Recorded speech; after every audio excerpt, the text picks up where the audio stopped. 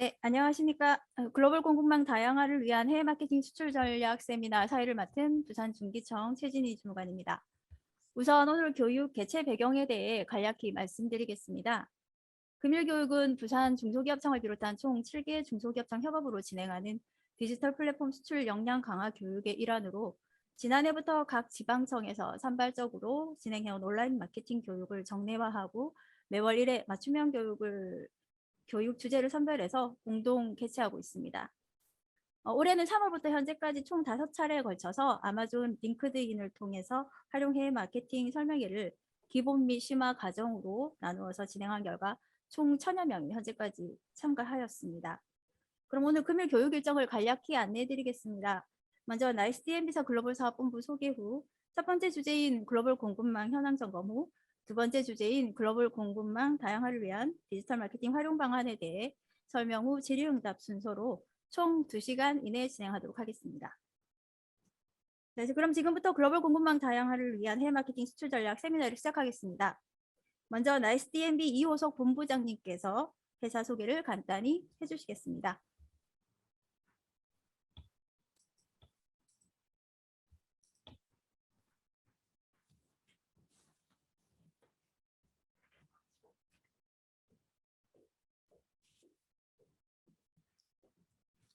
네, 반갑습니다, 여러분.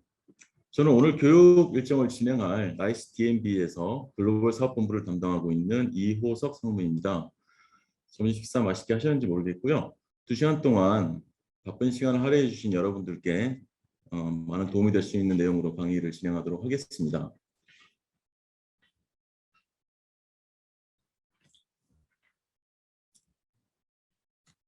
예, 오늘 방금 사회자께서도 말씀 주셨는데요. 그 전에 오늘 이 행사를 많이 지원해 주신 부산중기청의 술지원센터 여러분들께 감사의 말씀을 먼저 드립니다.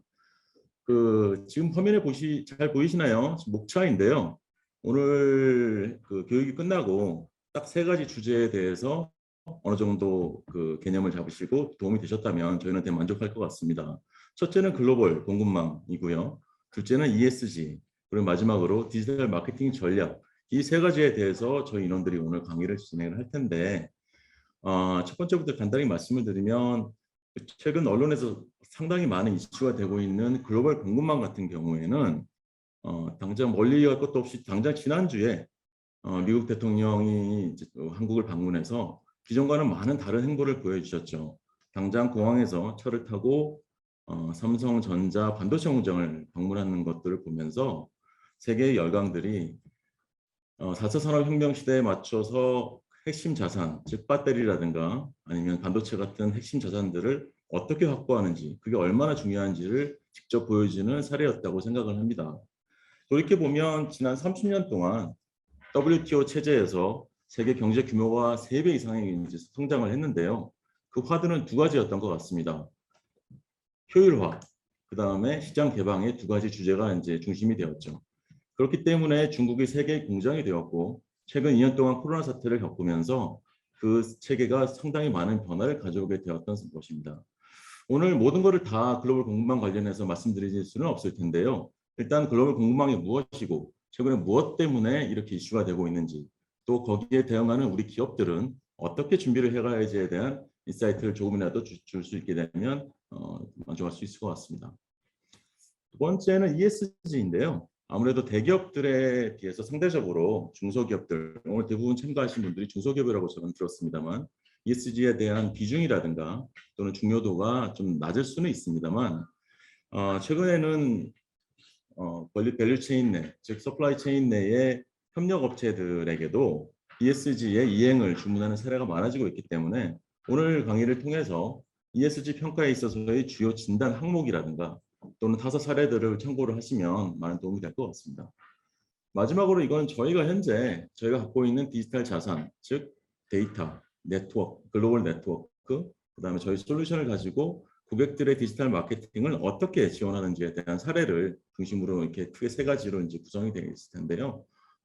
그러면 저희 회사 소개부터 간단히 시작하도록 하겠습니다.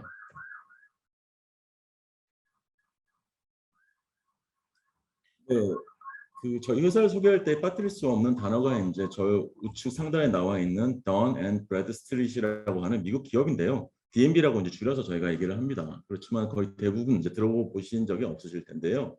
그렇지만 무디스라고 하는 회사는 많이 들어보셨을 것 같습니다. 한때 이제 무디스의 이제 모사로서 신용 평가를 통한 데이터를 축적, 슬라이드에 보시면 전 세계 4억 8천만 건의 데이터를 보유하고 있는 전 세계 1위 기업이고요.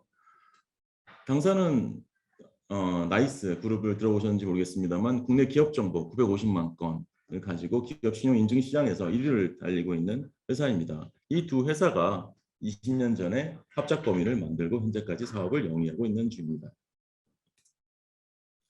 예, 조직도를 간단히 말씀드렸는데요. 이 조직은 크게 중요하지 않습니다만 우측 하단에 저희가 한 50명 내외의 변호사, 공인회계사, 세무사, 그다음에 기술 신용 평가사들을 포함한 50명의 전문가들을 보유하고 있으면서 서비스를 제공하고 있는 상황입니다.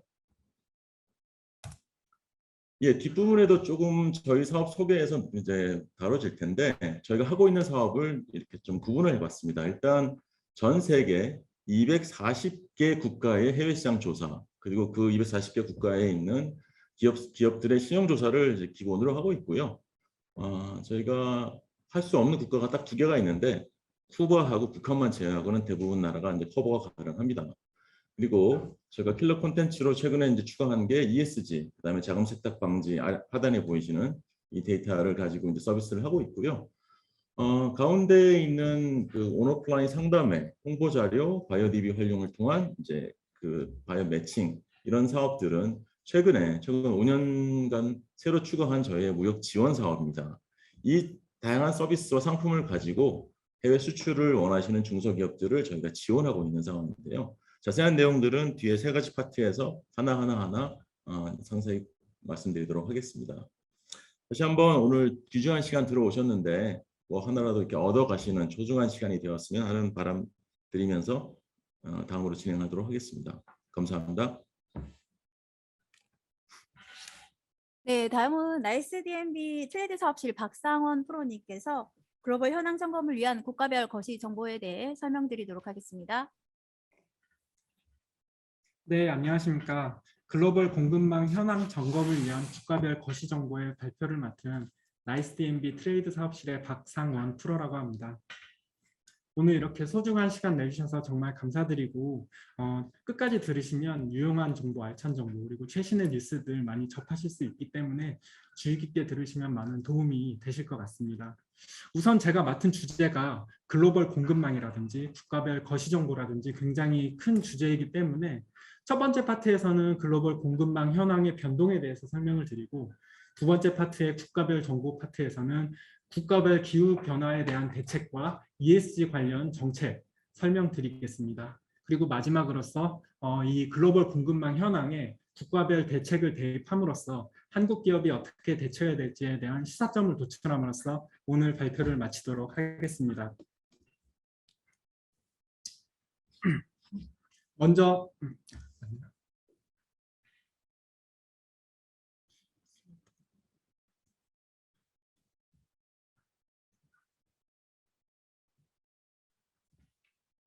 약간 슬라이드에 딜레이가 생겼네요. 먼저 글로벌 공급망에 대해서 다시 한번 설명을 좀 드려보고자 합니다. 글로벌 서플라이 체인 혹은 글로벌 밸류 체인이란 원료 조달부터 완제품의 유통까지 관여하는 일련의 모든 흐름을 의미합니다. 그래서 왼쪽 아래의 도식을 보시면 이 원자재의 수급부터 그리고 제조 공장에서의 제조, 마지막으로 완제품의 수출과 유통을 의미하는 이 모든 과정을 글로벌 밸류 체인이라고 합니다. 오른쪽에 사례를 보시면 바로 보잉에서 이야기하는 이 비행기의 제작 과정인데요. 보시면 몸통부터 날개, 엔진까지 모두 다른 지역에서 생산되시는 것을 볼 수 있습니다. 또한 이 부품들의 원자재도 또 다른 지역에서 수급이 되고 있기 때문에 글로벌 공급망이란 이렇게 복잡하고 다양한 단계로 이루어진 총괄적인 구축 체계를 의미하는 것이죠. 최근에 그런데 이 글로벌 공급망이 단절되고 있습니다. 바로 여러분도 겪다시피 코로나19라는 원인 때문이죠. 그래서 다시 한번 설명을 드리면 이 원자재의 단계에서부터 수급이 불안정해지고 두 번째로 공장에서는 락다운 그리고 공장 폐쇄 등으로 인해서 생산과 제조, 관리에 어려움이 생기고 있습니다. 또한 이렇게 완제품이 제조가 되더라도 수출을 규제한다든지 그리고 물류 비용이 상승함으로써 이런 다양한 원인들이 글로벌 공급망을 단절시키고 있습니다.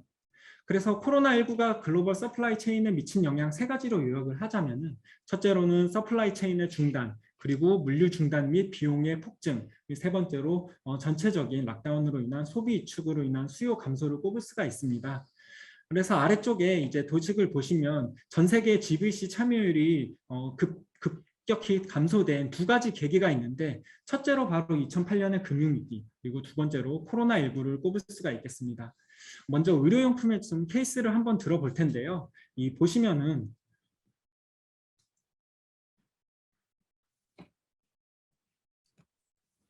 의료용품의 케이스를 먼저 말씀을 드리자면은 2020년 3월 코로나19가 발발되고 확산되자마자 중국과 미국, EU와 같은 그런 주요 생산 국가에서 호흡기 관련 장비, 마스크, 시약과 같은 제품들의 수출 규제를 일제히 건 적이 있었습니다. 아래 WTO 자료를 보시면 이제 코로나19의 확산 직후에 보시다시피 각종 품목의 수출 규제를 도입한 국가 수가 주요 품목에서 50개를 넘을 만큼 이렇게 다양한 국가들이 일제히 수출에 제동을 걸고 나섰습니다. 다음으로 글로벌 공급망에 영향을 미친 요인으로 탈중국화를 들 수가 있겠습니다. 이 트럼프 행정부가 먼저 시작을 했고 바이든 행정부에서도 이를 어느 정도 계승을 하고 있는데요. 이 공급망 단절과 맞물려서 전 세계 경제의 디커플링이 심화가 되고 있습니다. 그래서 요 예시를 탈중국화의 예시를 보시면 왼쪽 아래에 보시는 게 ADB의 자료인데 아시아개발은행의 자료인데요. 이 중국산 GVC의 중간재의 수입 비중입니다. 그래서 각 지역마다 중국산 중간재를 얼마나 수입하느냐 이 비중을 나타낸 그림인데요. 이 네 가지 도식을 보시면 전부 감소하고 있다는 것. 그러니까 각 국가에서 중국산 중간재 수입을 점차 줄이고 있다는 점을 확인하실 수 있습니다. 이로 인해서 전 세계 경제 블록에 변화가 생겼습니다. 오른쪽에 도식을 보시면 이제 각종 그 전 세계 경제 블록의 연관관계를 보실 수가 있는데 2020년 이후에 각 블록 간의 관계가 약화됐다라는 거 확인하실 수가 있습니다. 다음으로 글로벌 공급망에 영향을 미친 요인으로 우크라이나, 러시아 전쟁을 빼놓을 수가 없습니다. 우크라이나와 러시아는 식량과 에너지의 주요 생산국입니다. 그래서 글로벌 수출에서 우크라이나와 러시아의 식량, 그중에서도 곡물과 식용유가 차지하는 비중이 어마어마한데요. 먼저 2019년 기준으로 해바라기 CU가 둘 다 합해서 63%, 밀이 23%, 그리고 보리가 19%, 그리고 옥수수가 18%를 차지하고 있는데 올해는 이러한 생산량 및 수출이 급감할 것으로 보여지고 있습니다. 뿐만 아니라 기후변화도 이 식량 위기에 한몫하고 있습니다. 그래서 중간에 보시면 미국과 아르헨티나와 같은 곡창지대가 지금 가뭄으로 수확에 어려움을 많이 겪고 있고 그리고 중국과 같은 경우에도 동북 삼섬이 코로나로 인해서 한때 락다운이 됨에 따라서 이 곡물의 수확과 그리고 이 수급이 점차 어려워지고 있습니다. 그리고 최근에 인도의 엄청난 그 폭염으로 인해서 여기 오른쪽 아래 인도 파키스탄의 기온을 보시면 50도까지 치솟은 적이 있습니다. 그래서 미래 수확이 어려워질 것이라고 이미 예고가 되고 있습니다. 그래서 그 각국들은 이렇게 식량과 에너지, 자원을 무기화하는 경향을 보이고 있습니다. 좌측 상단에 보시면 이 각국들이 이러한 주요 자원을 가지고 수출 규제를 건 횟수인데요. 2021년에 이렇게 규제 횟수가 급증한 것을 확인하실 수가 있습니다. 조금 더 구체적인 사례를 아까 식량의 사례를 대입해서 말씀을 드리면 인도 같은 경우 방금 폭염으로 인해서 5월 14일에 밀의 수출 중단을 결정을 했었죠. 인도네시아 같은 경우는 팜유가 이 국가적인 자원인데 최근에 이제 우크라이나 러시아 전쟁으로 인해서 식용유의 수급이 어려워질 조짐이 보이니까 인도네시아 내에서 팜유의 가격이 폭등하고 있습니다. 그래서 여론을 의식해서 인도네시아 정부가 일시적으로 팜유의 수출에 규제를 걸기로 결정을 했습니다. 뿐만 아니라 에너지 차원에서는 이 좌측 하단에 보시면 EU와 러시아가 천연가스 공급 문제로 끊임없는 갈등을 빚고 있고 그래서 작년 12월 전쟁이 일어나기 전에 벌써 이 천연가스와 직결된 탄소 배출권 가격이 급등한 것을 확인하실 수가 있습니다. 그럼으로써 공급망뿐만 아니라 우리의 물가에도 큰 영향을 미치고 있습니다. 그래서 세계은행의 자료에 따르면 식량과 식용유 그리고 비료와 에너지 가격이 각각 상승한 것을 보실 수 있습니다. 우측 상단이 에너지의 가격의 상승률, 좌측 하단 C가 이 비료 가격의 상승률, 그리고 D가 식량 가격의 상승률을 의미하고요. 선물 시장 그래프를 보시면 이러한 변화가 더욱 드라마틱하게 나타나고 있는 것을 밀과 원유, 천연가스, 석탄의 지표를 통해서 확인하실 수가 있을 겁니다. 아주 다행히도 세계은행은 이러한 물가의 급등 추세가 내년이면 조금 한풀 꺾일 것이라고 보고 있는데 에너지와 식량, 각종 자원에서 10% 정도의 이 물가 하락이 이어질 것이고 원유 가격도 내년에는 소폭 하락한다고 하니 다소 긍정적으로 좀 전망을 해도 될 것 같습니다. 지금까지 글로벌 공급망의 변동에 대해서 거시적으로 설명을 드렸고 다음으로는 이제 각 국가의 기후변화에 대한 대책과 ESG 관련 정책을 설명드리도록 하겠습니다. 국가별로 먼저 설명드리기 전에 이 기후변화에 대응하는 파리 협정에 대해서 약간 소개를 하고 넘어가도록 하겠습니다. 파리 협정은 그 이전의 교토 의정서 체제와 달리 평균 기온의 상승폭을 1.5도로 제한하는 매우 구체적인 목표를 세웠을 뿐만 아니라 191개국이라는 거의 모든 국가가 참여하기로 결정을 하였습니다. 또한 국가뿐만 아니라 다국적 기업이라든지 NGO와 같은 각종 참여 주체를 포함시킴으로써 기후변화에 대한 조금 더 강력한 적극적인 의지를 볼 수가 있습니다.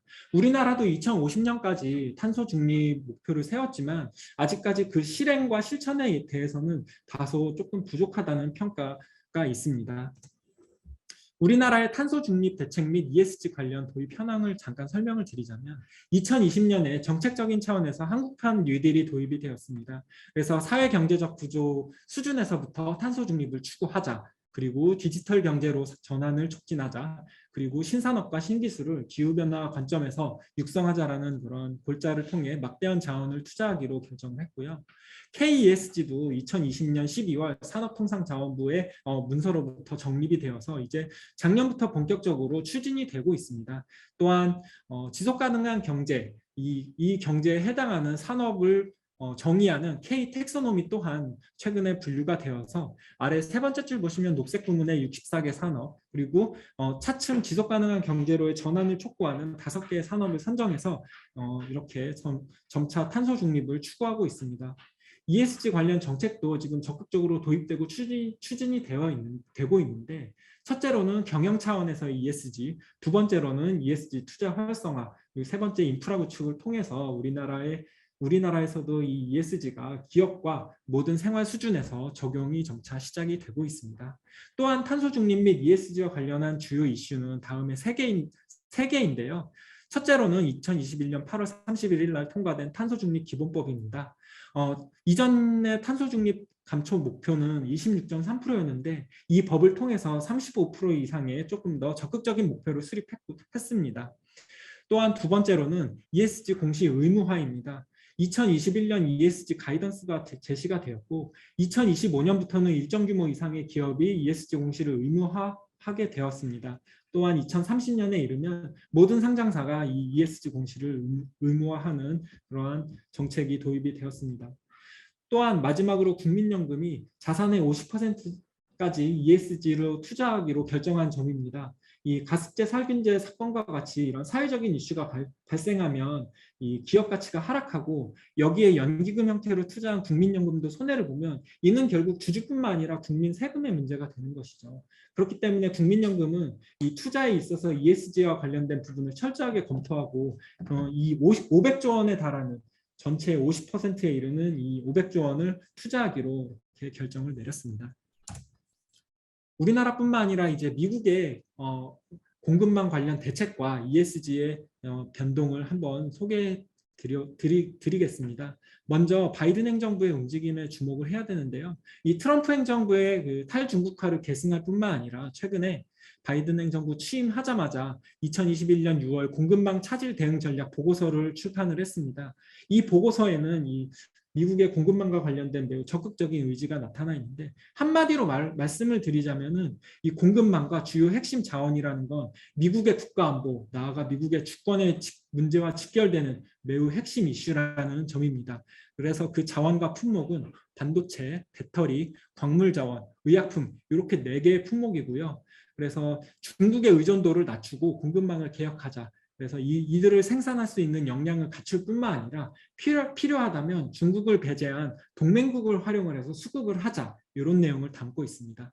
아까 상무님께서도 언급하셨지만 최근에 바이든 대통령과의 정상회담을 통해 가입을 검토를 하고 있는 IPEF, 인도-퍼시픽 이코노믹 프레임워크와 같은 이러한 것도 모두 중국을 배제하고 아까 말씀드린 자원과 부품에 대한 공급망을 건립을 해보자. 이런 취지로 지금 검토를 추진하고 있는 경제 공동체라 할 수 있겠습니다. 두 번째로 ESG 관련 정책은요. 이 트럼프 행정부가 탈퇴한 파리 협정에 재가입하자. 그리고 5번째 줄에 보시면 EU와 마찬가지로 탄소 국경 조정세를 도입하자는 것을 주요 내용으로 담고 있고 사회 측면에서는 성별과 인종 간의 불평등을 최소화하자. 그리고 디지털화를 촉진하자. 이런 내용을 담고 있습니다. 특히 작년 6월에 미국 의회를 통과한 ESG 공시 및 단순화법에서는요, 최대한 지배구조뿐만 아니라 이 경영과 관련된 모든 이슈를 투명하게 공개하자는 것을 골자로 담고 있습니다. 여기에 좀 주목해서 대응할 필요가 있어 보이고 이 ESG 공시와 관련해서는 미국 내에서도 TCFD냐 IFRS냐라는 이런 기준에 대해서 약간의 논쟁이 있는데 이는 곧 정리가 될 전망으로 저희는 보고 있습니다. 다음으로 EU의 동향입니다. EU에서는 2019년 12월에 총 2025억 규모의 그린딜을 추진하기로 발표를 했고요. 이 그린딜의 내용은 에너지와 자동차 차원에서의 순환경제, 지속가능한 경제를 구축하자는 것을 가장 큰 목표로 내세우고 있습니다. EU의 목표가 매우 인상적인데요. 2030년까지 총 55%까지 탄소 배출을 줄이자. 매우 급진적이고 적극적인 탄소 배출 절감 목표라고 할 수 있겠습니다. 또한 최근 EU는 ESG 공급망 실사 의무화를 내세웠는데 오른쪽 상단에 보시는 것처럼 EU뿐만 아니라 미국과 캘리포니아 같은 이런 각종 선진국 지역에서 이 공급망 실사 관련 법안 내세우고 있고 독일과 같은 케이스를 잘 숙지하고 대응해야 우리 기업이 EU나 이런 지역으로 수출하는데 반드시 필수적으로 알아야 할 내용이라고 생각이 됩니다. 이 내용은 저 다음에 강의를 해주실 조홍원 프로님께서 더욱 자세하게 설명드릴 계획입니다. 다음으로 국가별 정책뿐만 아니라 탄소 배출 중립과 관련된 제도를 몇 가지 간단하게 설명드리고자 합니다.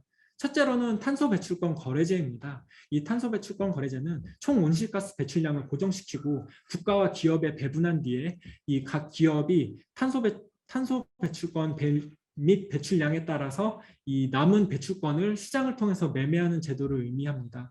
그래서 EU에서는 ETS 제도를 2005년부터 도입했고 미국과 중국에서도 이미 시행을 하고 있습니다.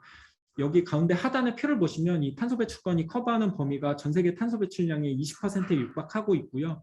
그리고 거래 규모도 2020년에 벌써 2,000조 유로가 넘는 그러니까 200에서 300조 원의 규모에 이르렀습니다. 다음으로 탄소세인데요. 이산화탄소 환산 톤마다 이제 세금을 부과하자는 내용인데 아직까지 적용 비중은 5.3%에 그치고 있고 평균 탄소세율이 29달러이고 IMF에서는 한 75달러에 조금 더 강력한 세수가 동반되어야 된다. 그런 아직까지는 그래서 조금 부족한 수준이라고 평가가 되고 있습니다. 사실은 이 이야기를 꺼내기 위해서 탄소 관련 제도를 간단하게 소개드렸습니다. EU의 탄소 국경 조정 CBAM입니다. 2021년 7월 초안이 공개가 되었고 26년부터 본격 시행될 예정입니다. 아까 서플라이 체인의 도식을 보여드렸는데 이 각 글로벌 기업들은 EU 바깥에서 제품을 제조하고 탄소를 실컷 유출한 다음에 이 제품을 EU 안으로 EU로 수출하는 그러한 경향을 보이고 있는데 이 CBAM 제도는 EU 바깥에서 배출되는 탄소에 대해서 세금을 매기자 그러한 취지로 도입된 것입니다. 하지만 EU 바깥 지역에서의 견제를 하고 EU의 산업 경쟁력을 개선하고자 하는 의도도 분명히 있다고 볼 수 있겠습니다. 그래서 2023년부터 26년까지는 과도기인데 이 기간엔 벌금은 없고 다만 신고 의무가 있습니다. 신고 항목에는 탄소 배출 정보 그리고 가격 관련 정보를 포함하고 있습니다. 해당 품목에는 시멘트, 철강, 알루미늄과 비료 그리고 전기가 포함되어 있고 우리나라는 이 현재까지의 수출 규모로 총 6대 수출국에 해당하며 주요 수출품은 바로 철강이라 할 수 있겠습니다. 대외경제정책연구원에 따르면 이 제도가 시행될 경우에 우리나라 기업들이 맞이하는 효과가 약 1.9%의 관세라고 그렇게 지금 평가를 하고 있는 상황입니다. 자, 여기까지 국가별 환경, 기후변화 및 ESG 정책에 대해서 설명을 드렸습니다. 그럼 이제 결론을 설명드리고자 합니다. 첫째로 탈중국화나 공급망 다변화는 앞으로 계속될 것이라는 점입니다. 기업들은 이 공급망 단절에 맞서서 4가지 방향으로 이 개선을 추구하고 있는데, 첫째로는 공급망을 자국으로 기환시키고 있는 리쇼어링, 두 번째로는 공급망을 다변화하는 것, 세 번째로는 핵심 지역에만 집중시키는 지역화, 마지막으로 동일한 공급망을 여러 군데 퍼뜨리는 복제 전략을 추구하고 있습니다. 이는 모두 이 회복 탄력성, 레질리언스라는 이 공급망이 단절되었을 때 최대한 빨리 복구할 수 있게 위해서 이러한 전략을 추구하는 것입니다. 이러한 일반론적인 관점에 비춰서 아까 러시아나 여러 가지 경제 블록과 관련된 상황을 대입을 해보면 이 전쟁으로 인한 러시아 금융제재, 그리고 미국이나 EU와 같은 자유민주주의 경제 블록의 탄소 배출이라든지 ESG와 같은 각종 규제 도입으로 인해서 이 블록 간의 단절과 격차가 심화될 것이라고 저희는 전망하고 있습니다. 또한 올해 발효된 RCEP에 중국도 참여함으로써 우리나라는 이 FTA를 체결하지 않은, 하지만 RCEP에 가입한 국가와 경제적인 수출 기회가 조금 더 확대될 것이라고 그렇게 보고 있습니다. 그래서 결론을 말씀드리자면은 탈중앙화 그리고 탈세계화가 가속되지만 이것이 WTO 이전의 가트 체제 정도로까지 회귀하지는 않을 것으로 보고 있습니다. 다만 우리나라는 이 상황에 맞춰서 자립적인 생존을 모색해야 된다는 점이고요. 완전한 탈중국화는 실제로는 어렵습니다. 하지만 중국의 의존도를 낮추면서 온건한 속도로 이 공급망 다변화를 추구하는 것이 가장 필요한 전략이라고 생각이 됩니다. 특히 EU로 수출하는 기업들은 아까 말씀드린 CBAM과 공급망 실사 관련 규제의 동향을 잘 팔로우업 해야 될 뿐만 아니라 특히 CBAM은 각종 정보를 신고하게 돼 있기 때문에 정보 유출에도 좀 신경을 많이 써야 되겠습니다. 미국으로 수출하는 기업들은 ESG 항목 중에서 우리나라에서 비중이 조금 작은 ESG 항목 중에 사회 항목에 조금 더 집중적으로 대비해야 될 필요성이 있겠습니다. 러시아로 수출하는 기업들은 지금 금융제재 때문에 이미 다른 길을 모색하고 계신 것으로 알고 있는데요.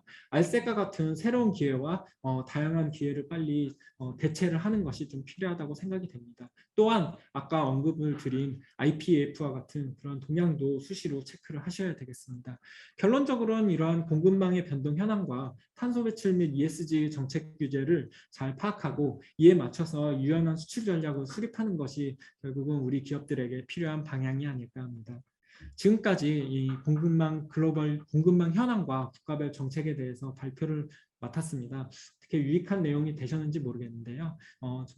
앞으로도 다음에 있을 ESG 발표도 잘 들어주시면 정말 감사하겠습니다. 박상원이었습니다.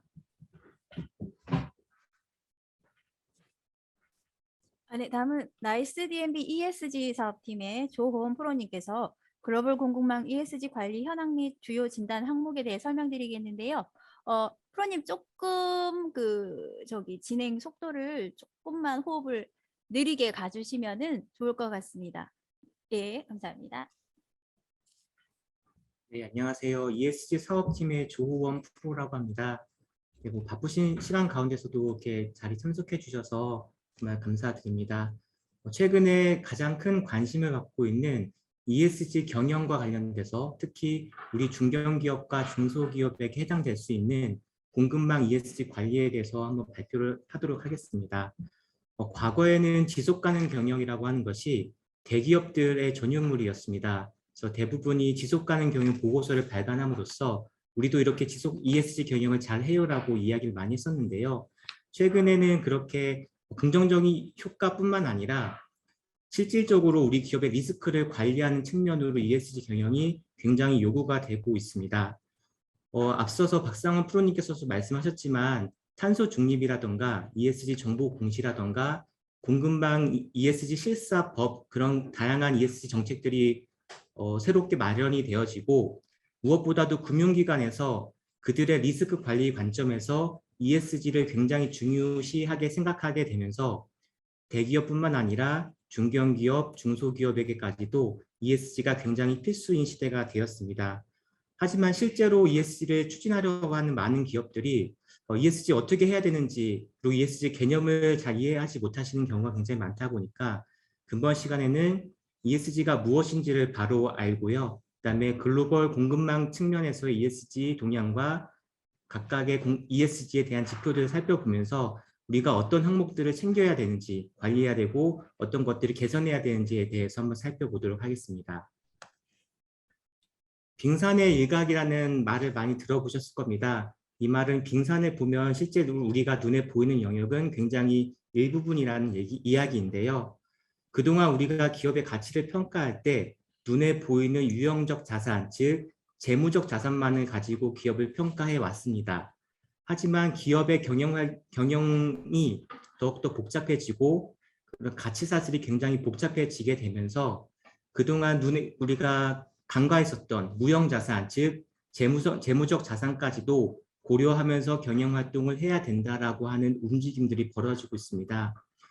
이러한 개념 때문에 생겨난 것이 이 지속가능 경영인데요. 이 지속가능 경영, 지금은 ESG 경영이라는 이름으로 많이 불리고 있는데 이 지속가능 경영이라고 하는 것은 눈에 보였던 재무적 자산뿐만 아니라 눈에 보이지 않았지만 굉장히 큰 영역을 차지하고 있는 비재무적 자산까지도 고려하면서 경영활동을 해야 되는 것, 이것이 지속가능 경영이고 ESG 경영이라고 이해하시면 되겠습니다. 1980년대 이전에는 기술과 품질을 앞세워서 주주의 이익을 극대화시키는 경제적 성과만을 고려했습니다. 하지만 전 세계적으로 환경사고가 발생하고 그에 따라서 시민의식이 성장하면서 경제적 성과뿐만 아니라 환경적 성과까지도 고려해야 된다라고 하는 그런 트렌드가 생겨났고요. 1990년대에는 환경경영이라는 이름이 새롭게 소개가 되었습니다. 그리고 2000년대에 넘어오면서 미디어가 발달하고 다양한 사회 문제가 결국 기업의 위기 그리고 전 세계 경제적인 위기로 초래가 되게 되면서 더 이상 환경적 성과와 경제적 성과와 환경적 성과뿐만 아니라 사회적 성과까지도 고려해야 된다라고 하는 움직임이 굉장히 일어나고 있습니다. 최근에 뉴스를 보시면 아시겠지만 안전에 대한 관심이 굉장히 높습니다. 과거에는 과연 안전사고가 일어나지 않았었을까라는 질문했을 때에 과거에도 안전이라는 사고가 굉장히 많이 빈번하게 일어났습니다.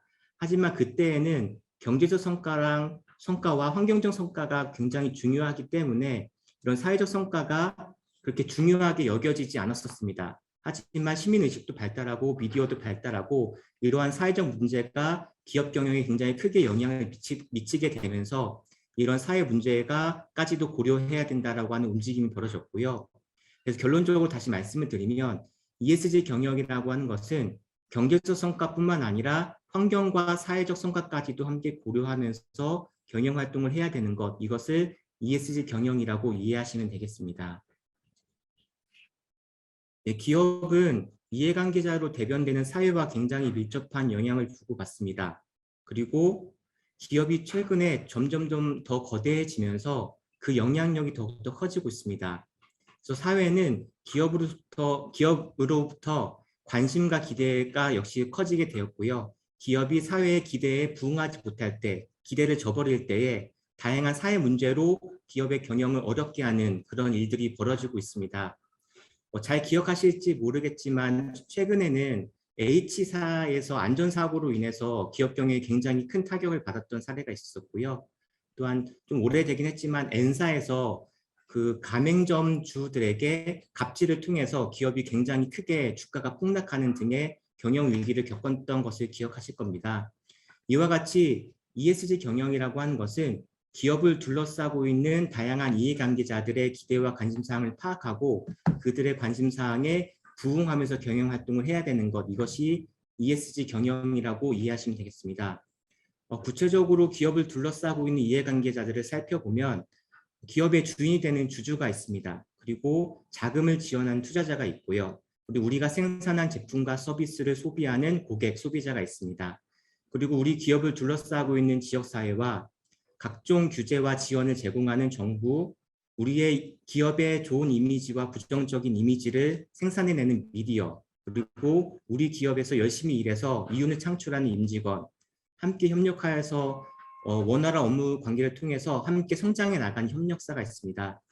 혹시 이 자리에 지속 가능 경영 보고서를 보셨던 분들이시거나 혹은 나이스 DMB에서 제공하는 공급망 ESG 평가를 받아보신 기업이 있으실지 모르겠습니다. 한번 기억을 잘 되돌려보시면 그 지속 가능 경영 보고서에 있는 내용들이 제가 방금 설명드렸던 다양한 이해관계자들과 관련된 내용들로 구성되어 있던 것을 기억하실 수 있을 것 같습니다. 마찬가지로 공급망 ESG 평가 마찬가지로 이해관계자들의 기대와 관심사항을 질문으로 만들어서요. 그것들에 대해서 우리 기업이 어떻게 대응하고 어떻게 관리하고 있는지를 묻는 형식으로 ESG 공급망 평가가 구성되어 있다는 것을 기억하실 수 있을 것 같습니다. 향후 어떤 지표들로 구성되는지 자세히 살펴볼 텐데요. 개념적으로 ESG 경영이라고 하는 것은 이 다양한 이해관계자들과 관련된 주제들로 평가받아지고 그런 정보들을 공개하는 것, 그런 것이 ESG 경영이라고 이해를 하시면 좋겠습니다. 이 ESG 경영의 가장 궁극적인 목적은 기업의 장기적인 발전입니다. 그래서 기업이 오랫동안 경영 활동을 하기 위해서 어떤 것을 해야 되냐? 앞서 저희가 살펴본 것처럼 다양한 이해관계자들로부터 발생할 수 있는 리스크를 식별하고 그 리스크를 벌어지지 않을 수 있도록 관리하는 것, 그것이 ESG 경영의 핵심이라고 보시면 되겠습니다. 과거에는 지속가능 경영이라는 이름으로 불리어졌었는데요. 최근에는 기업의 지속 가능성을 달성하기 위해서 3가지 정도를 압축을 하면서 ESG 경영이라는 이름으로 불리우고 있습니다. 여러분들께서 잘 아시겠지만 이 환경과 관련돼서는 환경에서 가장 관심이 높은 기후변화 대응과 관련된 내용들로 구성이 되어 있고요. 그리고 우리가 생산하는 모든 제품과 모든 서비스들이 환경 자원에서 오는 것이기 때문에 원자재를 얼마만큼 사용하는지, 원자재 사용을 얼마만큼 줄이는지에 대한 내용들로 구성이 되어 있고요.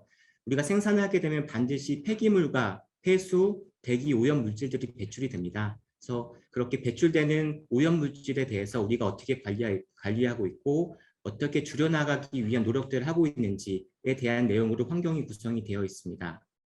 사회와 관련돼서는 제가 계속 설명드렸던 이해관계자와 관련된 내용들인데요.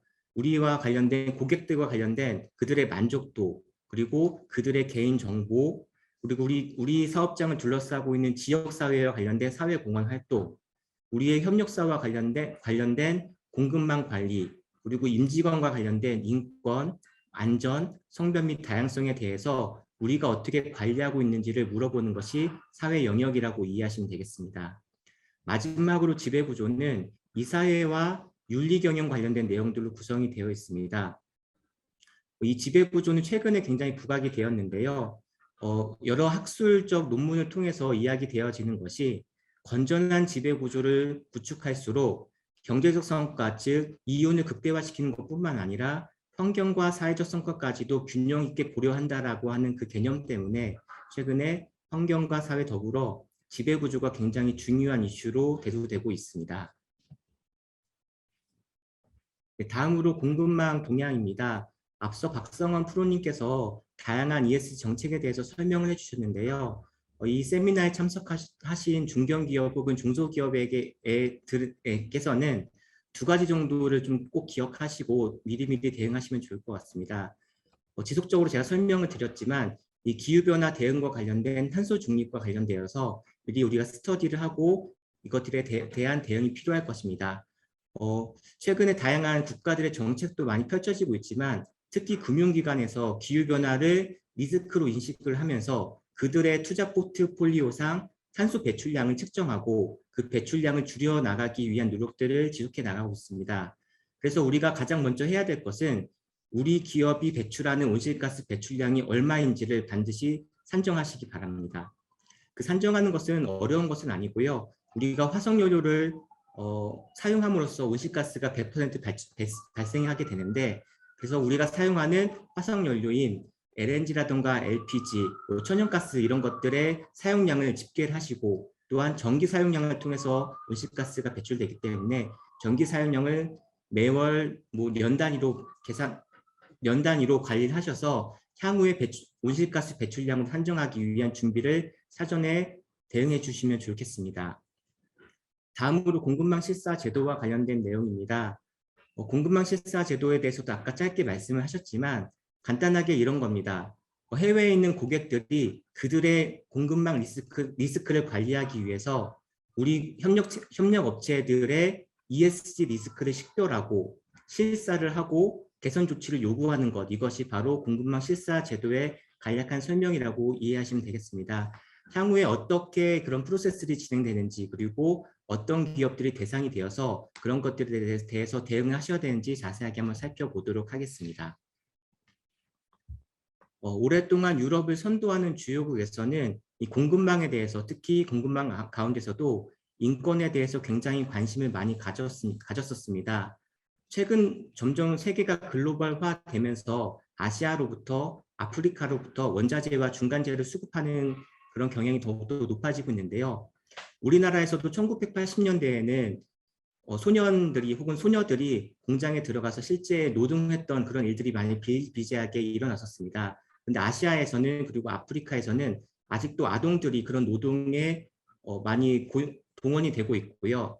또한 인신매매를 통해서 사람을 납치해서 실제로 강제 노동을 시키는 일들도 굉장히 많이 벌어지고 있습니다. 그래서 이렇게 인권이 유린되는 사건 때문에 공급망적인 측면으로 그런 리스크를 관리하기 위해서 유럽을 선도하는 프랑스라든가 네덜란드라든가 독일이라든가 영국에서 인권실사법 같은 것을 도입하여서 그 공급망 측면에 인권적인 문제가 없는지를 파악하고 그런 것들을 공개하고 조치하도록 제도화시켰습니다. 하지만 이런 법들이 각 나라마다 조금씩 상이한 그런 기준들 때문에 이것을 대응하는 기업들이 굉장히 혼란을 야기게 되었습니다. 그런 것들 때문에 최근에 2022년도 2월 23일에는 유럽에서 기업 지속가능성 실사법을 발표하였습니다. 이 실사법의 좀 특징이라고 하는 것은 앞서서는 인권에 대한 측면만 고려가 되었었는데요. 이 실사법을 통해서 인권뿐만 아니라 환경적 요소까지도 부정적인 영향을 식별해야 된다라고 하는 움직임이 벌어지게 된 것입니다. 이 주요 골자는 간단하게 말씀을 드리면 첫 번째로 공급망 실사에 대한 정책들을 반드시 수립하라고 이야기합니다. 그리고 정책을 수립한 것에 의해서 인권과 환경적으로 잠재적인 그리고 실제적인 부정적 영향을 공급망 전체에 관련된 그런 부정적 영향을 식별하라고 이야기를 하고요. 이를 방지하기 위해서 그리고 예방하고 완화하고 제거하고 최소화하기 위한 조치를 시행하라고 이야기합니다. 하지만 이런 조치를 시행하는 과정에서 여러 가지 문제들이 발생할 수 있기 때문에 그것들에 대한 문제를 해소하기 위해서 고충 처리 시스템을 구축하라고 이야기를 하고요. 그리고 그 조치에 대해서 효과성이 있었는지를 주기적으로 모니터링하여서 이 실사 내용을 공개하라고 하는 것이 이 기업 지속 가능성 실사법의 프로세스 그리고 원칙이라고 이해하면 되겠습니다. 이 제도는 실제로는 2024년부터 시행이 될 텐데요. 이것에 대해서 우리가 대상이 되는 경우에는 미리미리 준비하셔서 그런 법적으로 문제가 없을 수 있도록 준비하시는 게 좋을 것 같습니다. 그러면 어떤 기업들이 대상이 되는지 한번 살펴보도록 하겠습니다. 가장 크게는 유럽 안에서 활동하는 기업 그리고 유럽 안에서 활동하지 않는 기업으로 구분할 수 있을 것 같습니다. 우리는 특히 유럽 안에서 활동하지 않는 기업이 대부분일 거기 때문에 EU 여외에 있는 기준을 중점적으로 우리가 대상이 되는지 대상이 되지 않는지를 한번 확인해 보면 좋을 것 같습니다. 대기업 같은 경우는 근로자의 수와는 관계없이 유럽 내에서 우리가 생산해낸 제품과 서비스가 판매가 되어서 순 매출이 1.5억 유로를 초과하는 경우에는 대기업에 속하게 되는 거고요. 그렇지 않지만 고위험 산업에 속하거나 일정 매출 이상을 우리가 달성했을 때에는 중견기업에 속하게 되어서 앞서 설명드렸던 정책을 수립하고 실사하고 모니터링하고 보고하는 그런 절차들을 우리가 실행해야 되는 것을 반드시 기억하시기 바랍니다. 혹여나 우리가 대상에 해당되지 않다고 하더라도 우리와 거래하는 고객사가 방금 설명드렸던 기업 지속 가능성 실사법의 대상이 된다라고 한다면 우리가 반드시 그 고객에 의해서 우리 기업이 인권적 문제가 있는지 환경적 문제가 있는지를 실사를 받아야 되기 때문에 사전에 우리가 인권과 환경적 문제에 대해서 우리의 역량을 파악하고 부족한 부분들을 채워나가시는 것을 반드시 선행하셔야 될 것 같습니다. 그렇다면 우리가 환경적 문제 그리고 인권적 문제 어떤 것들을 체크해야 되는지 한번 살펴보도록 하겠습니다. 세계의 글로벌 시장에서 세계를 선도하는 많은 선도 기업들이 오랫동안 공급망 ESG 이니셔티브를 만들어서 그들의 공급망에 있는 ESG 리스크를 파악하고 그 리스크를 해소하기 위한 조치들을 시행해 왔습니다. 대표적으로 화학과 제약, 헬스케어, 전자자동차, 통신, 식품 및 포장재, ICT, 면 이런 산업에서 이니셔티브를 결성하여서 노동과 인권에 대해서 문제가 없는지, 그리고 안전과 보건에 대해서 문제가 없는지, 환경과 관련돼서 문제가 없는지, 윤리적인 측면에서 문제가 없는지를 그동안 파악하고 있었습니다. 구체적으로 화학산업을 선도하는 바스프와 생활용품과 관련된 존슨앤존슨 한번 살펴보도록 하겠습니다. 바스프 같은 경우는 구매 기준으로 상위 1차 협력사를 대상으로 공급망 평가를 실시해 왔습니다. 하지만 존슨앤존슨 같은 경우는 협력사의 규모와 관계없이 그들이 생각하는 중요도 기준에 따라서 공급망 평가를 실시해 왔고요. 특징으로는 대표적으로 공급망 ESG 평가 제도인 에코바디스를 활용해서 그들의 리스크를 평가해 왔습니다. 그래서 우리는 이번 시간에는 에코바디스를 통해서 어떤 지표들을 우리가 관리해야 되는지 그리고 어떠한 측면으로 이런 것들을 대응해야 되는지 한번 살펴보도록 하겠습니다. 네, 에코바디스에 대해서 잠깐 간략하게 설명을 드리겠습니다. 에코바디스 같은 경우는 150개 산업 대상으로 약 200여 개의 세부 지표로 구성이 되어 있습니다. 그리고 확인되어지는 ESG 리스크 분야는 환경과 노동 및 인권, 윤리, 지속 가능한 조달 측면으로 각각의 문제점이 있는지 없는지를 확인하고 있습니다. 환경에 있어서는 지금 계속 설명을 드리지만 기후변화와 관련돼서 에너지 소비가 얼마큼 되는지, 우리의 온실가스 배출량이 얼마큼 되는지를 관리하는 역량을 확인하고 있습니다. 마찬가지로 수자원 관련돼서 물을 얼마만큼 사용하고 물과 관련돼서 폐수를 얼마만큼 배출하는지 그리고 그 배출한 양을 지속적으로 줄여나가기 위한 노력들을 하고 있는지를 살펴보고 있고요. 우리가 좀 생소할 수 있겠지만 생물 다양성이라고 해서 우리가 폐수라든가 대기 오염물질을 배출하게 되면 사업장 주변에 생태계가 파괴되게 되는데요. 이런 것들을 생물 다양성인 측면으로 관리하여서 생물 다양성을 보존하고 있는지를 우리가 에코바디스에서는 보고 있습니다. 그리고 마찬가지로 대기오염 물질이라든가 원재료 사용량, 화학물질 사용량, 폐기물과 관련된 내용들을 살펴보고 있습니다. 더 나아가서 제품과 관련돼서 우리가 친환경 제품과 서비스를 생산하고 이런 것들을 지원하는지, 그리고 제품과 관련돼서 고객의 건강과 안전을 지키고 있는지, 그리고 제품이 실제로 소비자를 통해서 소비가 되어지고 사용이 되어지는데요. 사용된 후에 폐기 처리 단계를 잘 만들어서 환경적 영향이 없을 수 있도록 처리할 수 있는 그런 시스템을 구축하고 있는지까지 보고 있습니다. 임직원과 관련되어서는 임직원의 건강과 안전을 지키고 있는지, 그리고 그들이 안전한 환경에서 근무할 수 있도록 근로 환경을 개선하고 있는지, 그리고 노사 관계를 개선하기 위해서 노조 설립을 지원하거나 노사협의회를 주기적으로 개최하고 있는지를 살펴보고 있고요. 임직원들의 커리어를 지속적으로 개발하기 위한 교육들을 제공하고 있는지 이런 것들을 확인하고 있습니다.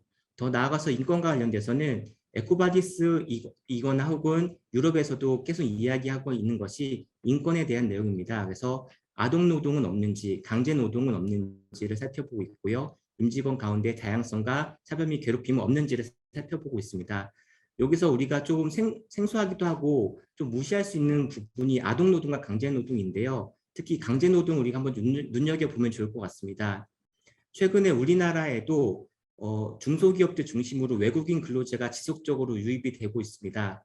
그런데 여기서 말하는 것은 외국인 노동자가 우리나라에 유입이 되어질 때 그들에게 강제노동을 하지 않도록 정책을 수립하고 있는지를 확인하는 과정이라고 이해하시면 되겠습니다.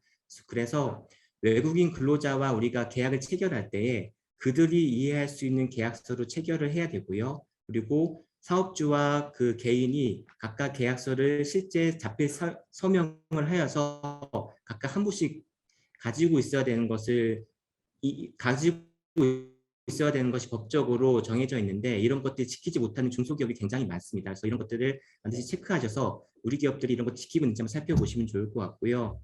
외국인 근로자이다 보니까 여권을 가지고 있고 근로허가증을 가지고 오는 경우가 많습니다. 하지만 이런 것들을 사업주가 강제로 보관하여서 어디 도망가지 못하도록 막는 경우가 굉장히 많다 보니까 이런 것들을 절차적으로 보호하고 있고 그들을 인권적으로 보호하고 있는지 이런 것들을 반드시 살펴보는 것이 중요할 것입니다. 다음으로 경영과 관련돼서 부정부패가 없는지, 그리고 우리가 공정하게 경쟁을 하고 있는지, 그리고 책임 있는, 최근에 이제 정보가 굉장히 중요하다 보니까 개인정보라든가 보안적인 측면 우리가 잘 관리하고 있는지를 한번 살펴보시면 좋을 것 같습니다. 마지막으로 우리도 해외 고객들, 글로벌 고객들 때문에 공급망 ESG 평가를 대응하고 있는데요. 우리 역시 우리와 거래하고 있는 협력사들에게 환경적으로 문제가 없는지 혹은 인권적, 사회적으로 문제가 없는지를 평가해서 그것들 관리하라고 하는 측면으로 지속 가능한 조달 측면까지도 보고 있다는 것을 반드시 기억하셔서 우리 기업들이 이런 것들 하나하나 챙겨서 향후에 우리에게 있을 공급망 평가를 대응하시면 좋겠습니다. 공급망 평가를 할 때 좀 팁이 될 수 있는 것인데요. 대부분의 공급망 ESG 평가가 ISO 경영 시스템을 기반으로 구성이 되어 있습니다. 그래서 가장 크게 보는 것이 환경과 관련돼서 혹은 노동 인권과 관련돼서 정책을 수립하고 있는지를 물어봅니다. 그래서 우리가 정책을 수립하고 있고 그 정책대로 실제 실행 계획을 세워서 실제 실행할 것을 이야기하고 있고요. 실행하면서 중간중간 우리가 계획했던 대로 실행이 되고 있는지, 그리고 우리가 세웠던 KPI에 의해서 목표가 얼마만큼 달성이 되는지를 중간중간 점검하라고 이야기를 하고 있고요. 마지막으로 그 결과에 대해서 리포팅함으로써 경영진에게 이러한 결과들이 보고되어지고 문제점들이 도출된 문제점들이 지속적으로 개선될 수 있도록, 즉 PDCA 사이클에 의해서 환경과 노동 및 인권, 윤리 지속 가능한 조달 측면으로 시스템적으로 개선되어짐을 증명하셔야지 외부에서 오는 공급망 ESG 평가를 잘 대응하실 수 있을 것 같습니다. 거의 마지막 장표가 되는데요. 그래서 이런 것들을 하기 위해서 가장 먼저는 우리의 ESG 역량을 진단하셔야 됩니다. ESG 역량을 진단하는 방법은 두 가지가 있을 건데요. 첫 번째로는 스스로 이런 것들을 체크하는 경우가 있을 것 같고요. 두 번째로는 공급망 ESG 평가를 전문적으로 하는 기관으로부터 ESG 역량을 평가하여서 우리들의 문제점을 도출하는 것이 될 수 있을 것 같습니다. 아무래도 작은 비용적인 측면 때문에 외부 전문기관의 도움을 받는 경우가 굉장히 좀 어렵다 보니까 스스로 한번 점검을 해보시고, 만약 점검 결과 굉장히 문제점이 많이 발견된다고 한다면 저희 나이스DNB와 같은 전문기관을 통해서 ESG 역량을 향상시킬 수 있는 그런 기회로 삼으실 수 있으면 좋을 것 같습니다. 환경과 관련되어서는 환경 경영 체제라든가 기후변화 대응 노력이라든가 유해화학 물질이라든가 폐기물 관련돼서 우리가 어떻게 관리하고 있는지를 한번 체크리스트 질문을 통해서 살펴보시면 좋을 것 같고요. 사회와 관련돼서도 우리 임직원 관련돼서 혹은 협력사와 관련되어서 인권적인 문제가 있는지 없는지 한번 살펴보시고 대응해 나가시면 좋을 것 같습니다. 마지막으로 지배구조와 관련되어서도 이러한 비재무 정보를 공시하는 것이 굉장히 중요해지다 보니까 이런 것들 투명하게 공시가 되고 있는지, 이러한 것들이 임직원 내에서 균형 있게 이런 정보들이 공유가 되고 있는지 한번 살펴보시면 좋을 것 같고요. 그리고 법적으로 문제가 없는지, 그리고 여러 가지 윤리적인 측면으로 문제가 없는지 살펴보셔서 우리들의 ESG 역량을 지속적으로 개선해 나가시고 향상해 나가시면 좋을 것 같습니다. 아무래도 ESG가 굉장히 생소하시고 굉장히 관리해야 되는 영역이 굉장히 방대하다 보니까 ESG를 실행하는 것에 대해서 굉장히 부담감과 어려움이 있으실 것 같습니다. 향후에 이런 것들을 추진 나감에 있어서 궁금하신 것들이 있다고 한다면 제가 나중에 저희 연락처를 알려드릴 테니 자유롭게 문의해 주시고 저희를 적극적으로 활용해 주시면 좋을 것 같습니다. 네, 이상 발표를 마치겠습니다. 감사합니다.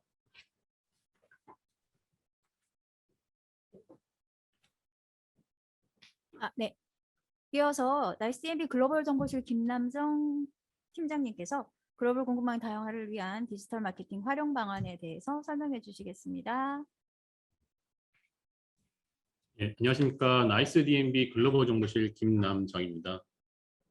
글로벌 공급망 다변화 대응을 위한 디지털 전략을 위한 디지털 마케팅 전략을 이번 차례를 통해 설명드리도록 하겠습니다. 요즘 시대에 데이터를 통해 잠재 바이어 소싱하는 방법은 더 이상 새로운 방법이라고 볼 수 없습니다.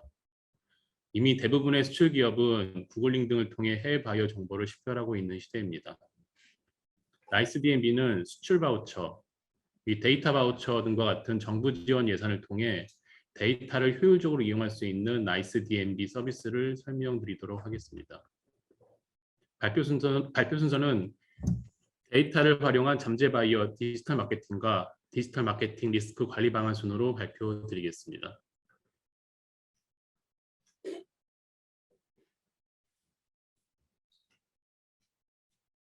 데이터를 활용한 잠재 바이어 디지털 마케팅 첫 번째 꼭지로 해외 바이어 DB입니다. 나이스 D&B는 4.8억 개의 글로벌 기업 정보, 20개국의 관세청 통관 정보, 그 외 각 기업 정보 홈페이지 URL에 공개된 데이터를 크롤링해와서 DB화하여 해외 바이어 DB를 제공하고 있습니다. 통관 정보를 통해선 HS 코드, 품목 정보, 거래 대상 국가, 거래 대상 법인 내역 등 정보를 제공하고 있고, 크롤링을 통해 해외 바이어 수입자 담당자 및 대표 연락처 및 이메일 정보, 품목 및 사업 정보를 취합하여 제공하고 있습니다. 해외 바이오 DB 샘플은 아래 하단에 보시는 바와 같습니다. 수출 기업의 요청에 따라 필드값 추가 수정도 가능합니다. 강조해서 말씀드리고 싶은 사항은 통관 정보 등 이종 데이터를 수집하기 위한 데이터 중심엔 저희 D&B 4.8학계의 글로벌 기업 정보입니다.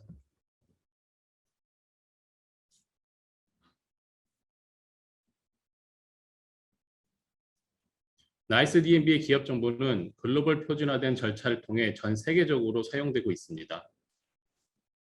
매일 500만 개의 데이터가 현황화되고 있고, 모든 데이터는 국제사업자 번호라고 하는 던스 넘버를 통해 정확하고 정비된 상태로 민간 시장에 제공되고 있습니다. 던스 넘버는 전 세계 표준 9자리 숫자로 구성되어 있고, 해외 정부 기관인 미 연방 정부, 호주 정부, 영국 정부에서 내부 참조 코드로 활용되고 있고, 글로벌 플랫폼과 호환할 수 있는 기업 스별 코드입니다. 미 연방 정부 조달 입찰 참여, 애플 어플리케이션 및 삼성전자, 갤럭시 스토어 개발자 등록을 위해선 반드시 던스 넘버 발급을 받아야 하며, 미국 재무부 오팍 제재 대상 기업 정보 식별 코드로도 던스 넘버가 활용되고 있습니다.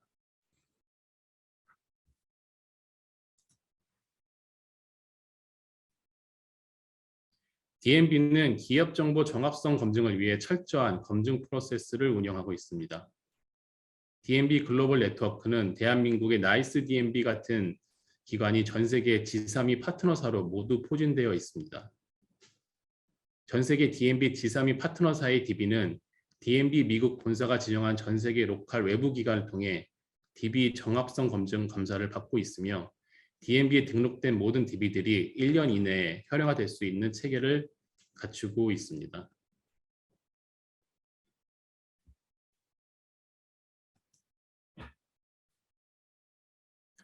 이번 슬라이드부터 D&B 글로벌 기업 정보를 실시간 조회할 수 있는 D&B 후버스를 설명드리겠습니다. 참고로 부산중기청 사무실을 방문하시는 수출기업은 D&B 후버스를 무료로 이용하실 수가 있습니다. D&B 후버스는 휴폐업을 제외한 전 세계 2.4억 개의 기업 정보, 구매 담당자 정보, 산업 분석 정보, 경쟁사 정보를 제공하고 있습니다. D&B 후버스 기능을 간략하게 설명드리면, 해외 기업 및 언론 기사 정보 모니터링이 가능하며, 해외 잠재 바이어의 식별 정보 검증, 희망하는 바이어 지역, 규모, 산업 등을 조건 검색하여 바이어 리스트 추출도 가능합니다. 거시 산업 정보도 확인할 수 있는 산업 동향 보고서도 제공을 하고 있습니다.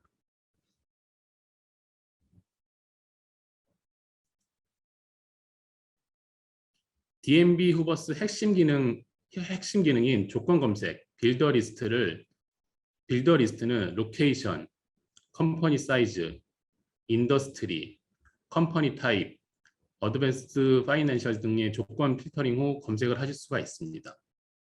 예를 들어 미국, 캘리포니아, LA에 있는 직원 수 10명 이상, 연매출 $100만 이상, 구매업을 하는 업체 조건을 설정하시면 오른쪽 화면과 같은 기업 리스트를 보실 수가 있습니다.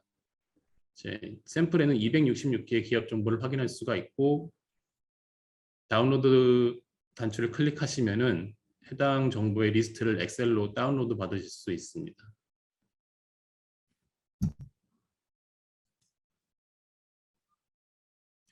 DMB 후보스는 일반 검색을 통해 확인할 수 있는 주요 정보는 아래와 같습니다. 컴퍼니 서머리는 던스 넘버, 기업명, 주소, 전화번호 등 식별 정보, 기업 현황, 업종, 프리스크린 스코어, 연 매출액 정보를 제공하고 있습니다. 사업 디스크립션 및 히스토리 정보는 연역, 품목, 매출 비중, 전략, 주요 이벤트 정보를 제공하고 있습니다. 그 외 시급 상품 리스트, 담당자 정보, 자모, 기업 관계도, 기업과 관련된 뉴스 정보를 제공하고 있습니다.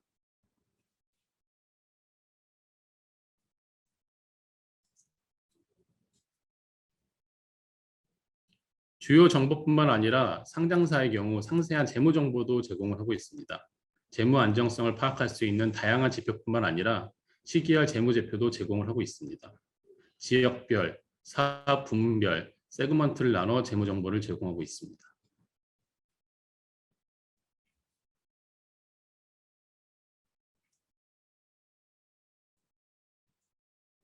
더불어 DMB 후버스는 경쟁사 등을 포함한 동종업계, 기업 정보 및 감사 보고서도 취합하여 DMB 후버스를 통해 제공하고 있습니다.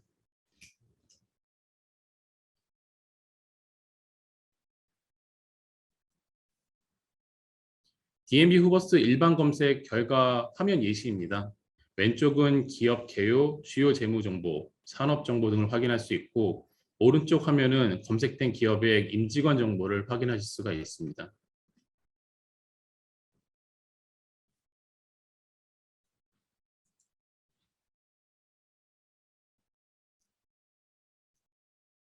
DMB 후보스는 상세 재무제표 정보 화면 및 기업 관련된 주요 사건, 뉴스 정보를 제공하고 있습니다.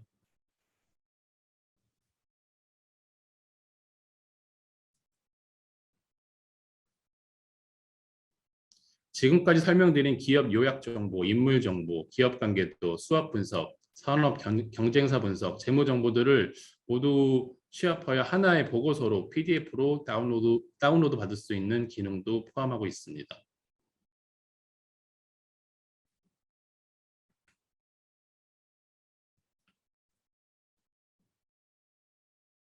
DMB 후버스 키워드 검색이라는 기능을 통해 키워드와 관련된 뉴스 정보, 산업 정보를 검색을 하실 수 있습니다.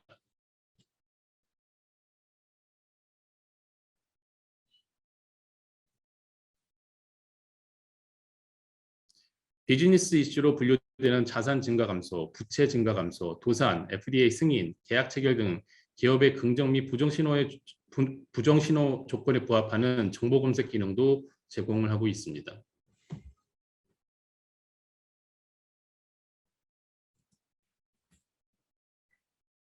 그리고 이 검색한 해외 기업 정보를 지속적으로 관찰하실 수요가 있는 경우에는 해당 기업의 모니터링을 등록을 하면 사용자의 이메일로 기업 정보의 변동 사항을 수시로 알려드리고 있습니다.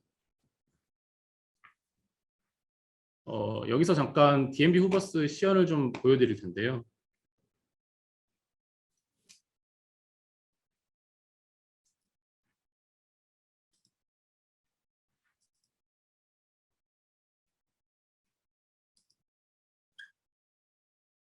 예, 보시는 바와 같이 DMB는 이렇게 로그인 아이디로 접속을 할 수 있고 아이디를 먼저 입력하시고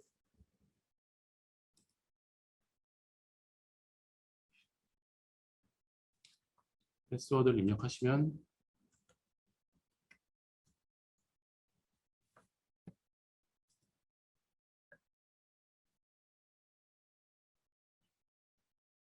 이제 로그인이 됩니다. 간략하게 이제 일반 검색, 주관 검색을 이제 시연을 해드릴 텐데요. 상단에 일반 검색을 하실 수가 있고 우리가 너무나 잘 알만한 애플을 검색을 해보겠습니다.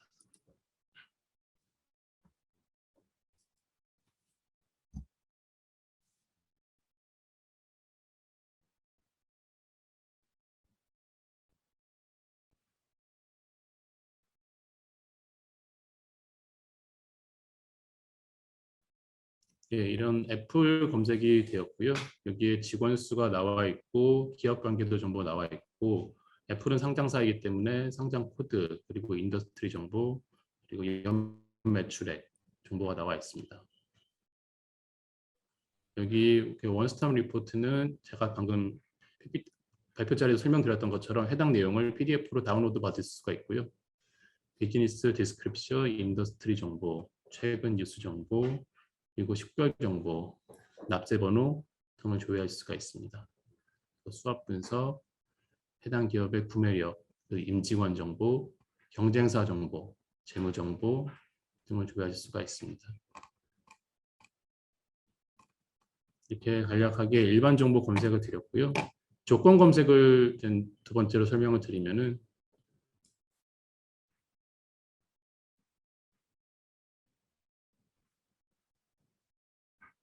이렇게 조건에 따라서 검색을 할 수가 있습니다.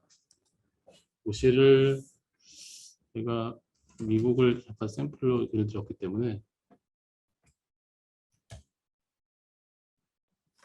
미국 캘리포니아 로스앤젤레스로 도시를 설정을 하겠습니다.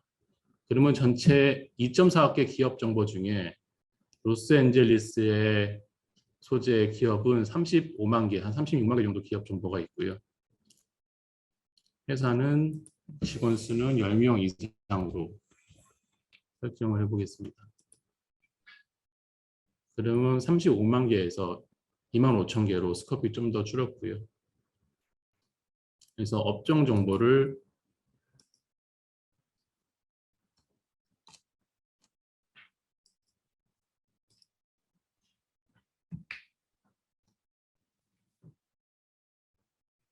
제조업 중에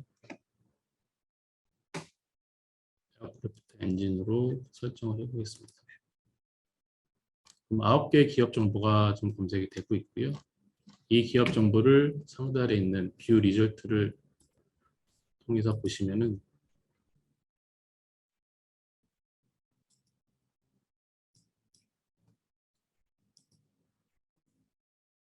이렇게 리스트로 보실 수가 있습니다.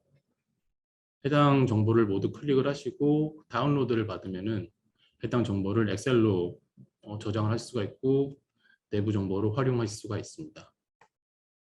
이렇게 일반 검색, 조건 검색, DMB 후버스 설명을 드렸고요.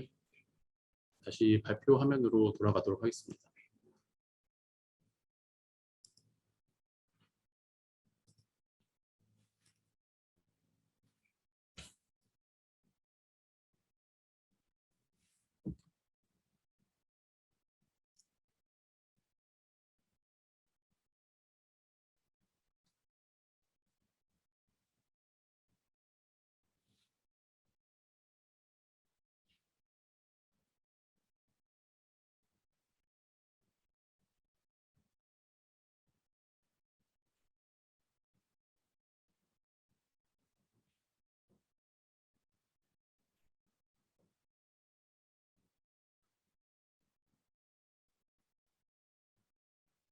예, 이렇게 DMB 후버스 설명을 마치겠고 이어서 이제 디지털 리스크 관리 방안을 좀 차례로 설명을 드리도록 하겠습니다. 나이스 DMB는 글로벌 네트워크를 통해 전 세계 240여 개국의 해외 바이어 시정조사 서비스를 제공을 하고 있습니다. 구체적인 절차는 보시는 바와 같습니다. 해외 기업 시정조사 첫 단계는 수출 기업이 해외 기업 시정조사 대상의 기업명, 주소, 전화번호 등을 당사에 의뢰를 하는 것입니다. 그럼 당사는 의뢰받은 정보를 DMB 글로벌 네트워크를 통해 각 DMB 현지 법인의 신용조사를 진행을 합니다. DMB 현지 법인은 의뢰된 정보를 토대로 전화 인터뷰 및 신용조사를 통해 DMB 영문 보고서를 작성해서 당사에 전달해 줍니다. 당사는 전달받은 DMB 영문 보고서 중 자료를 검증 후 핵심 정보를 추려 국문 요약 보고서를 작성합니다. 당사는 모두 작성된 국문 영문 보고서를 국내 수출 기업에게 최종 전달합니다.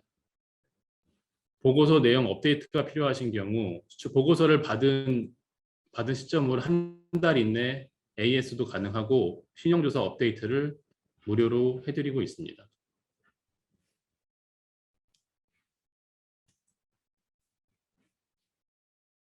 나이스 D&B 영문 보고서는 보시는 바와 같이 정보를 제공을 하고 있습니다. 던스 넘버를 포함한 식별 정보, D&B 등급, 지불 성향 점수, 재무 정보, 공공기록, 소송, 재판 정보, 주요 업종, 지배 구조, 수출 유무 등을 확인할 수 있는 운영 정보를 제공하고 있습니다.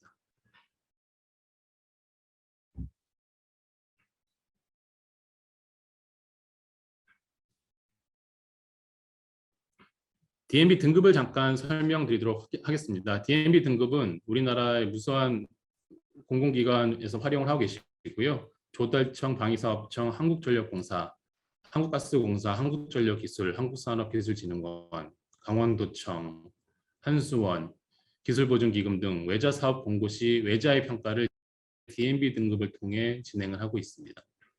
D&B 등급 재무 능력과 종합 신협평점으로 구성이 되어 있습니다. 순자산 규모로 재무 능력을 차등화하고 있고 종합 신협평점은 1, 2, 3, 4로 차등화되어 있습니다. 1이 가장 우수한 등급이고 4가 가장 위험한 등급입니다.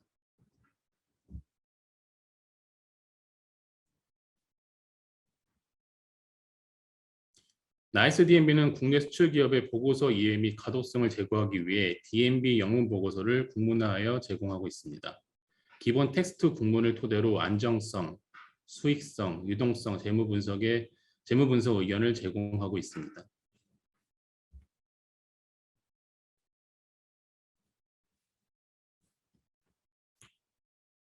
국문 요약 보고서는 국내 사용자에게 친숙한 트리플 A부터 시작하는 10등급 체계로 D&B 등급을 변환하여 국문 요약 보고서를 제공하고 있습니다.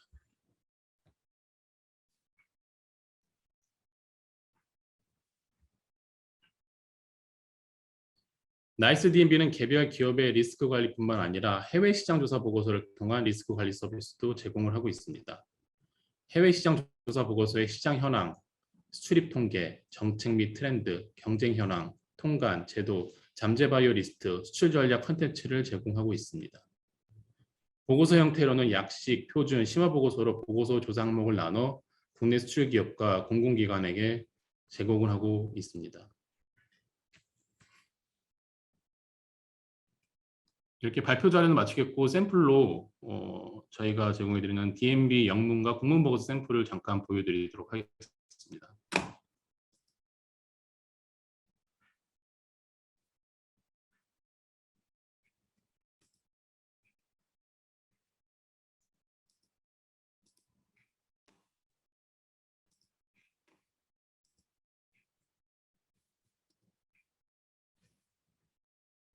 해외 기업 영문 보고서입니다. 중국 소재 기업이고요. 이렇게 아이덴티피케이션, 식별 정보, 담당자 이메일, 서머리, 지도 정보, 등급 정보들을 제공을 하고 있습니다.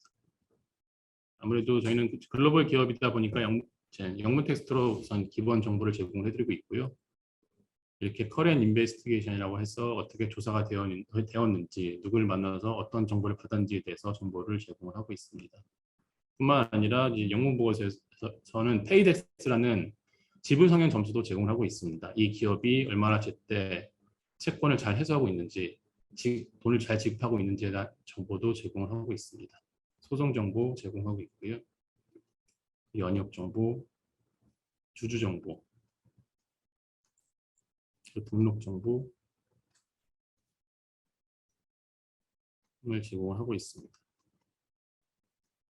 산업 정보 제공하고 있고요. 은행 정보, 특허 정보, 품목 정보, 무역 거래 정보들도 제공을 하고 있습니다. 그리고 마지막 하단 부분에 보시면은 재무제표 정보들도 제공을 하고 있습니다. 이런 영문 보고서를 오랫동안 국내 시장에 판매를 해왔고 이런 영문 보고서가 좀 국내 유저분들에게 친숙하지 않은 보고서이다 보니 저희가 보시는 바와 같이 국문 보고서로 핵심 정보만 추려서 요약 보고서를 제공하고 있습니다. 기업 개요 정보들 제공하고 있고요. 국내 병한 등급도 제공하고 있습니다. 또 등급 면역 정보, 주요 재무 사항 등도 일면에 저희가 정리를 해서 제공을 하고 있습니다.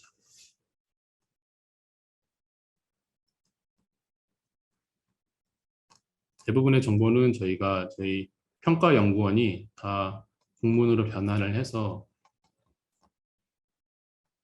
저희가 작성을 해서 제공을 해드리고 있습니다. 종합 의견 분석, 성장성, 수익성, 안정성 분석 정보를 제공해드리고 있습니다. 이렇게 저희 쪽으로 시험조사 보고서를 의뢰를 해주시면은 영문 보고서와 국문 보고서를 함께 제공해드릴 예정입니다.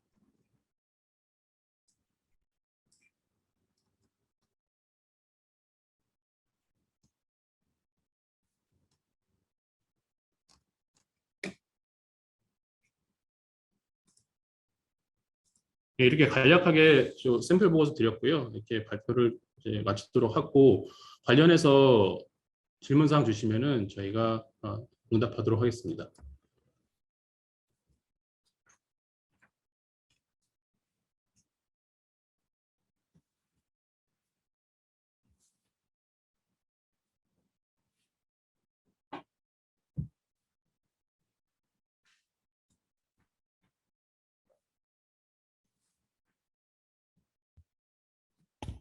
네. 잠시 아까 그 프로그램 시연 이후 화면 공유가 안 돼서 시스템상 에러가 있었습니다. 그 점 대단히 죄송하고 양해 부탁드리고요. 지금 일단은 저희가 설명 자료를 사전에 배포를 해드렸고요. 추가 관련 샘플은 또다시 이메일로 전달 드리도록 하겠습니다. 질의사항 있으시면은 질문 채팅창에 올려주시고요. 만약에 현재 즉답이 안 되면 다시 자료를 공유해서 연락처를 안내 드리도록 하겠습니다.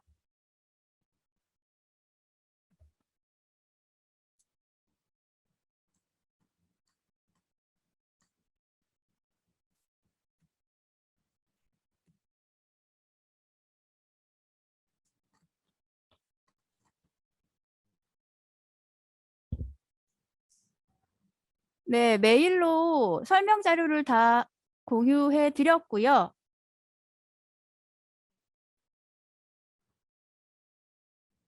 네, 팀장님 신용평가 보고서 의뢰 시 저희가 비용. 평균적으로 비용은 30만 원에서 40만 원 내외로 저희가 30만 원에서 40만 원 판매를 하고 있고요. 국가 혹은 대륙마다 좀 가격 편차는 있습니다.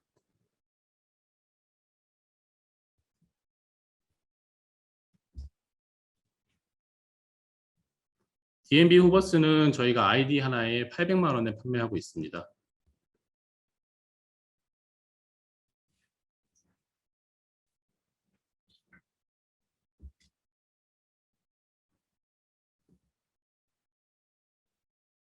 네, 30만 원에서 40만 원 맞습니다.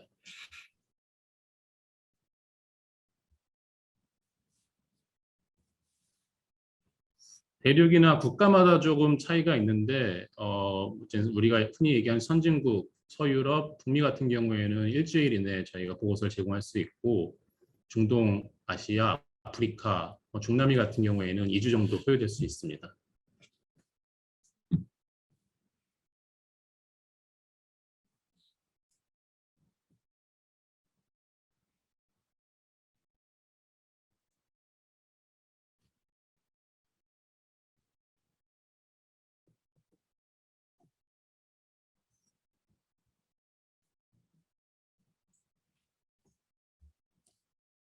(1년간) 이용하실 수가 DMB 후버스를 구매하시면 저희가 1년 단위로 서비스를 제공하고 있습니다.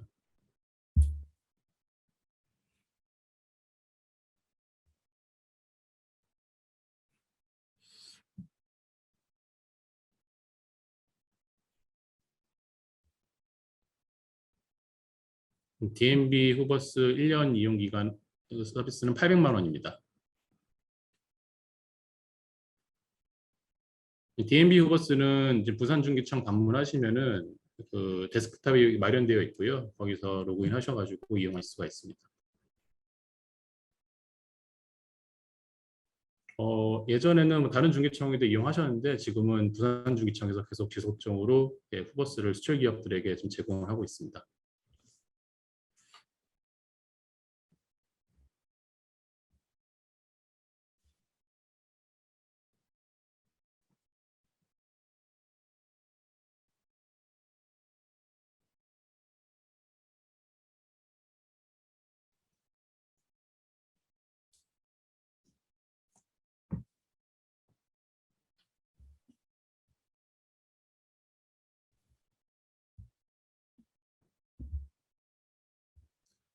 트라이얼 아이디 저희가 DMB 후보스 제공 가능하고요. 저한테 뭐 이메일로 문의 주시면은 그 문의 주신 이메일로 저희가 트라이얼 아이디 제공 가능합니다.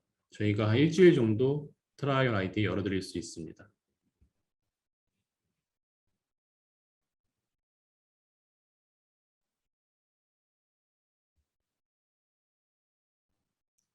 제가 그 수출 바우처라든지 데이터 바우처 사업을 들어보셨는지 모르겠는데 수출 바우처 같은 경우에는 수요 기업으로 선정이 되시면은 DMB 후보스를 이용하실 수가 있고요.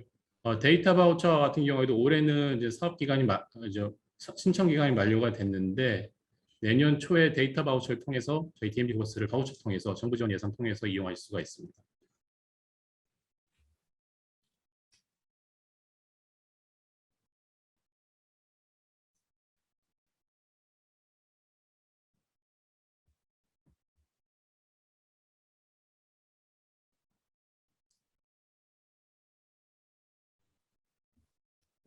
트라이얼 아이디 신청 방법은 어떻게 되는지 알려주십시오. 저희 쪽으로 이메일 의뢰 주시면 되고 기업명 담당자명, 뭐 전화번호 의뢰 주시고 사용 목적 좀 정리해서 저희한테 주시면은 저희가 트라이얼 아이디 발표해 드리도록 하겠습니다.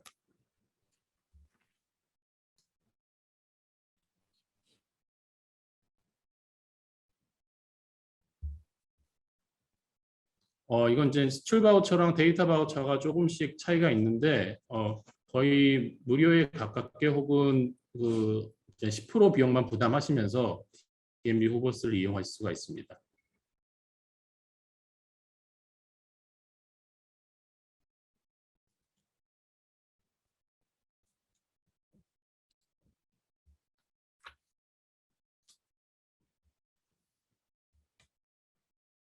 네, 추가적인 질의사항이 있으실 경우에는 제 메일이나 나이스 DMB 쪽 담당자 이메일로 저희가 질의할 수 있도록 안내를 드리도록 하겠습니다. 그럼 지금까지 글로벌 공급망 다양화를 위한 해외 마케팅 수출 전략 세미나에 참여해 주셔서 감사드리고요. 퇴장 시 간단한 설문조사가 있으니 응답 부탁드립니다. 다음 6월에는 이베이를 활용한 수출 마케팅 교육이 준비되어 있으므로 지속적인 관심 부탁드립니다. 감사합니다. 감사합니다.